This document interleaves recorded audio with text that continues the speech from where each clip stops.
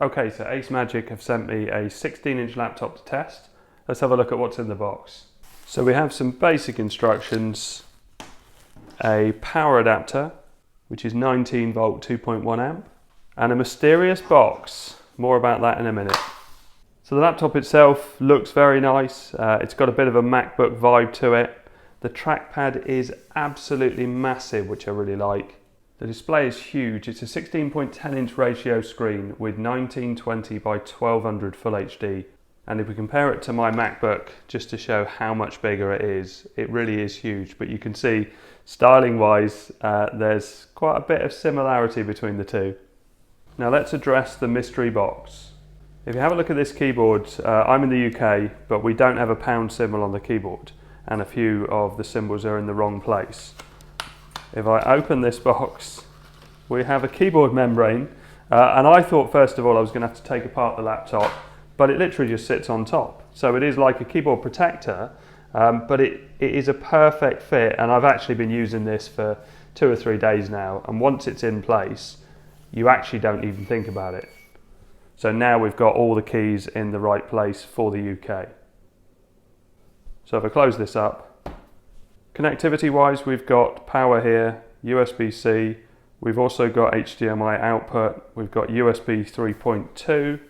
On the other side, we've got another couple of USB 3.2s, a headphone jack, an SD card, which I really like, a micro SD card slot, and we've also got the speaker ports here as well, which I'm not sure if they work for cooling as well, as it has a fan. And underneath it's got some pretty substantial pads on here to make it nice and solid when it's in place.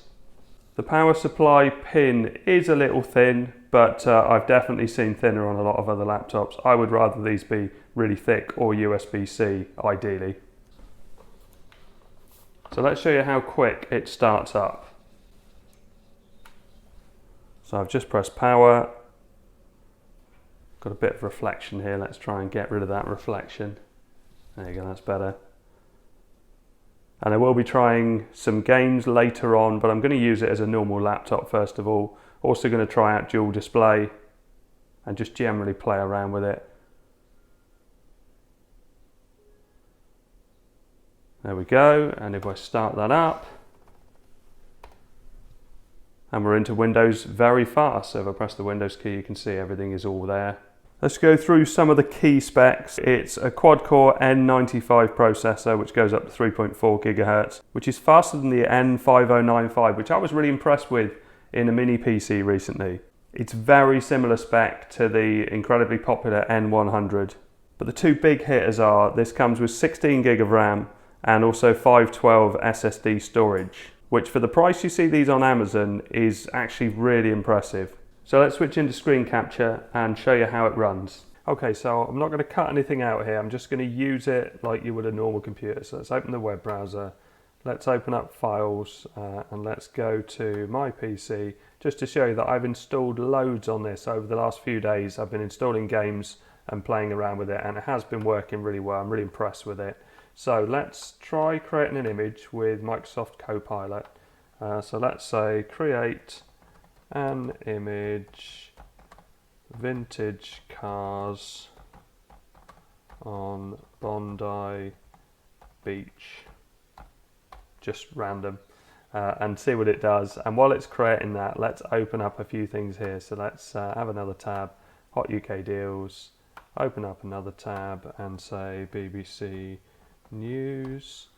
Let's open another tab and say Acemagic. Because it's got 16 gig of RAM, you really can play around with tabs and have lots of things open at the same time. So Office 365, and is it going to want me to log into that? I know it's already there. So if I was to create a PowerPoint presentation, and let's click on a title, and let's call it Copilot because that's what the image will be created with. I'm not worried about a subtitle. Let's find that image. So if we go back to Copilot, which it will be creating for me. It's generating now. So let's go back to Hot UK Deals and scroll up and down, and pinch to zoom is lovely and responsive. Absolutely no worries about that. Let's launch BBC News. I'm picking things with lots of images in them, and you can see that it seems to be coping pretty well with all of that. The Acemagic site. There we go, and we can go into this laptop. Where is it? Laptop. And let's click on it, and let's go back to that presentation, go back to Copilot. Here we go. So here's my image of vintage cars on the beach. I quite like that one. So let's download that and save that in, so let's download that and save it in my pictures folder maybe. Yeah, there we go, pictures, and save. And let's go back in the presentation and let's close Copilot so that makes the presentation nice and big. And insert a picture, this device, pictures, there's the picture, open. And if I move this around and make it a bit larger, you can see that it copes with it really well. I can zoom in and zoom out of that image as well. Go back through different web pages and things. So let's launch something on here. Let's go with this Samsung Galaxy S21, and let's right click and save image as. Oh, it's a funny file, AVIF file. Well, let's see if it works with PowerPoint. So save that in pictures and save. Go back to the presentation and insert and pictures, this device. Yeah, it just feels pretty fast. Oh, where is it? It's not in there. Maybe because it's a funny file. Let's see. It might not like the image. No, it only recognises certain images. Okay, well, it was worth a try. So again, back to BBC News. Let's launch that. Oh, it launched the other page here as well. So we've got lots of pages open, and it's definitely coping very, very well. So let's close this down, because what I want to do is show how it works with dual desktops. And there's a lot of sun coming in here at the moment. The display is actually surprisingly bright. I'm going to show it next to my MacBook in a minute, which has got a very bright display. So let's grab an HDMI cable, nice short one, and plug that in. And also a USB-C cable to power it. It hasn't got a USB-C display port, so it can't power and display from the screen, but as long as you use an HDMI cable, so that means you can plug it into a television if you're using it for large screen gaming. And you can see that it's switched over, but I also have touch control, so I can basically use this as a touchscreen monitor. So there you go, so we can pull this in and move it around and so on. You can see it's nice and responsive. While I've got this open, it's probably worth showing the gaming side of it, because I put BlueStacks on here. So BlueStacks enables you to play Android games on a Windows device. Now, I think you can use mouse and keyboard with this, but as I've got it on a touchscreen, I'll use it with touch.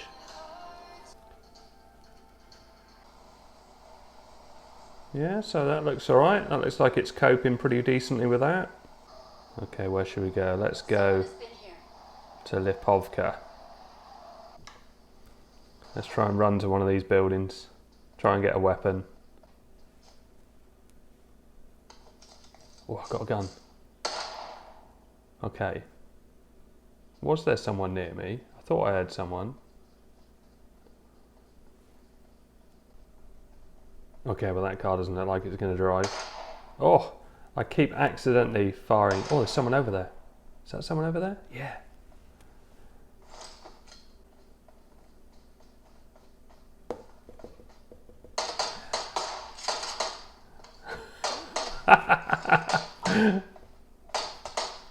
How do I fire?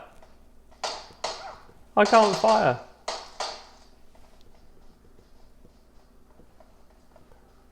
I actually can't work out how to fire. And yet, all I could do was fire earlier on. Okay, but that was the disaster. Not the way it was playing, but I just couldn't get to grips with the controls. Anyway, let's show you how dual screen works. So basically this little portable laptop on the left hand side, if I was to grab this web page I can drag it over, I can pin it to one side like this, and I can open up something else as well. So if I go over to here, press the Windows key, and let's do settings, and let's go with Windows Defender. So that's the security aspect of it. Let's drag that over, and I think I can pin it. Yeah, I can pin that here. And let's open, I've got Google Chrome on here as well. And if I want to make that full screen, drag it to the top, and you can see it goes full screen. And while it's doing those other two things, let's go to YouTube. So if I go for Lee PSP Video HDR, and let's just play one of my videos. There you go, this one here. Unfortunately, the sound's coming out over this portable monitor at the moment, but I can change that. There you go. What happens if I try and put it from the laptop? The sound. So I've got sound controls here. Probably this one. Oh, there you go. So this is the laptop sound. And if I was to turn it up, so what's that on? That's on 82 at the moment as volume. And then if I go full screen, right click and do stats for nerds to see if it's dropping any frames. Nope, not dropping any frames. And it's running at 1080. Yeah, happy with that. And with all this going on, so we've got two web browsers open, and this one on the left hand side, you can see I can move up and down whilst it's playing this on this side. Yeah, very impressive. And here's the display compared to my M1 MacBook, which is on full brightness on the same image. And you can see here, if I do full brightness on this one as well.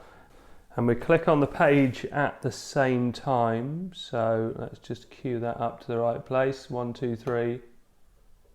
Yeah, my M1 MacBook was a bit quicker, which is to be expected. It's a lot more expensive. But actually, looking at the two images, there's not that much in it really. You know, with a lot of laptops really aren't that bright. This is a bright display. And I'm quite impressed with the full-size keyboard. So we've got really quite decent sized keys, but we've also got the whole number pad on the right-hand side. And that obviously comes with a bigger laptop. There's no room on a smaller laptop. So I've moved this over to my desk now, and I'm using it on a secondary monitor only because I'm screen capturing. So you don't want to be running dual displays whilst gaming, because it will take a little bit of resources from it. It's all right on most other things. So it's all running from the laptop through the HDMI into the capture device and then into the monitor. And I've just done only show on display 2, which is this display. Right, let's try a bit of GTA from the Epic Game Store, and this is GTA 5. And the sound's coming from the laptop speakers. So let's have a little run around. I'll show the settings in a minute. Obviously I've lowered the screen settings a little bit. Let's not take the phone call. In fact, we probably need to get to a car. There's a car over there. Oh, that is my car. But if we stop and look around, it's coping with it really well. Let's jump in the car. I'm using the wrong button because I've been playing Fortnite too much. And let's have a little drive around. We might try at a bit higher resolution if this runs well. The Porsche look nice. Yeah, so it's coping pretty well. Ooh. So let's stop that and just show you what it's running at. You can see that it's running at 800 by 600 full screen, and most of the things I've turned off or put on low. It did default to higher. So if let's try going up a bit. So let's go 1280 by 600. Yeah, that looks nice. Oh, it doesn't seem to be struggling either. Yeah, it's running really well. Oh, I'm actually quite surprised. And if I stop, I can't hear the fan. So the fan isn't on at the moment. Or if it is on, it's on a very low setting. Yeah, that's great. Look at these buses and lorries. Yeah, impressed with that. Right, let's quit out of that. So game and exit, just show you how quick it exits and goes back to my desktop. There you go, pretty good. And let's close down the Epic Games Store, and we're going to go for Steam because I've got Just Cause 3 on here, which I haven't tried for ages. It's the only game I've installed on here at the moment. There we go, so let's click on that and play. Let's skip all the cutscenes, but all the cutscenes look very nice. Where's the targets? Oh yeah, there's one here.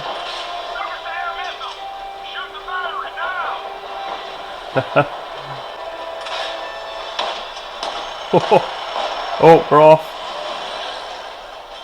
It's looking good though. A little bit of slow down there. Land in the cave.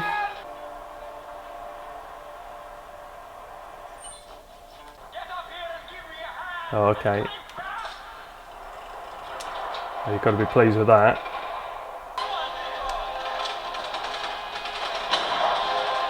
Oh, am I supposed to keep driving? Oh, and I'm going to go down there. No, no, no, go back. Oh, he's off the cliff. Yeah, I'm actually very surprised this is running as well as it is. And if I stop it, is the fan on? Oh, it is on. But just to show how quiet it is, so if I put this right next to the keyboard, the game, I've just paused it. The fan is running, but you can barely hear it. Right, let's flip it over and take out all the screws. Right, just be careful just in case there's anything that's attached to this. Yeah, something's holding it in place. Oh, there's one under here. Yeah, there's one in here. So they definitely know it's been opened up. But full disclosure, I was given this in exchange for a review, but the views are all my own. They haven't asked me to, they haven't told me to do anything or asked me to say anything in particular. There we go. And we're in. Huge battery. So 5,000 milliamp hour battery. Here's the fan and the cooler going to the processor. And just to give you a close-up of the SSD drive and the RAM and the fan.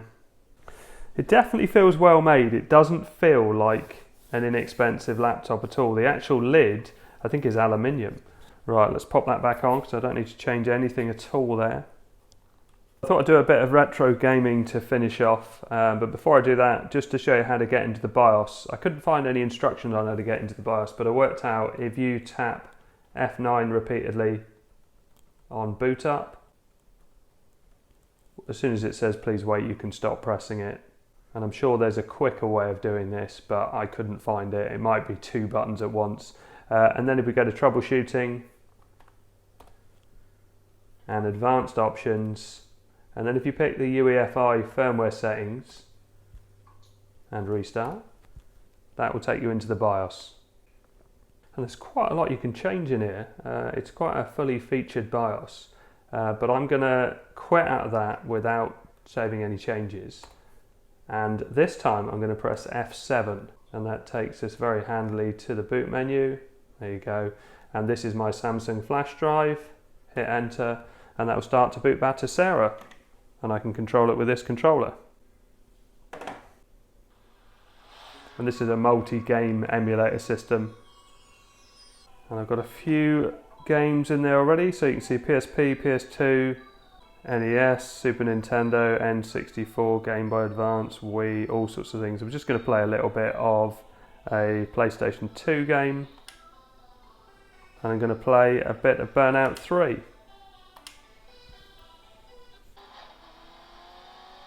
Yeah, that's definitely working fine. No problems with that at all. Let's take this guy out. Whoa. Oh, steady. Nice. Oh, I'm not going to make this. Oh, maybe. Oh, that was terrible. Okay, so right button is boost. Yeah, that's seriously quick. Really happy with that. And again, oh, missed him. Oh. Okay, so I think I'll quit that there.